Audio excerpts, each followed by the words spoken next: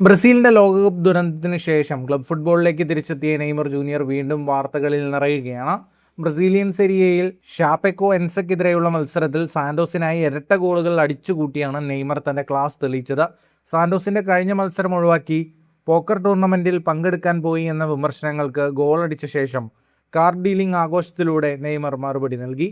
മത്സരത്തിന്റെ 36-ാം മിനിറ്റിലാണ് നെയ്മർ സാന്റോസിനായി ആദ്യ ഗോൾ നേടിയത്.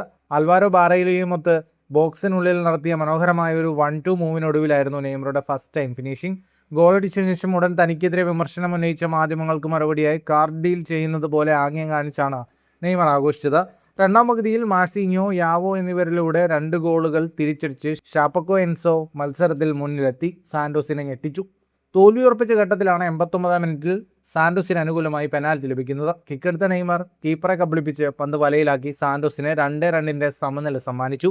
പരിക്കുകൾ കാരണം കഴിഞ്ഞ 3 വർഷം ദേശീയ ടീമിന് പുറത്തായിരുന്ന നെയ്മർ 2026 ലോകകപ്പിൽ ബ്രസീൽ സ്ക്വാഡിൽ ഉണ്ടായിരുന്നുവെങ്കിലും വെറും 37 മിനിറ്റുകൾ മാത്രമാണ് കളിച്ചത്. പ്രീ ക്വാർട്ടറിൽ നോർവേയോട് 2-1 തോറ്റ് ബ്രസീൽ പുറത്തായപ്പോൾ അവരുടെ ഏക ഗോൾ നെയ്മറുടെ പെനാൽറ്റിയിൽ നിന്നായിരുന്നു.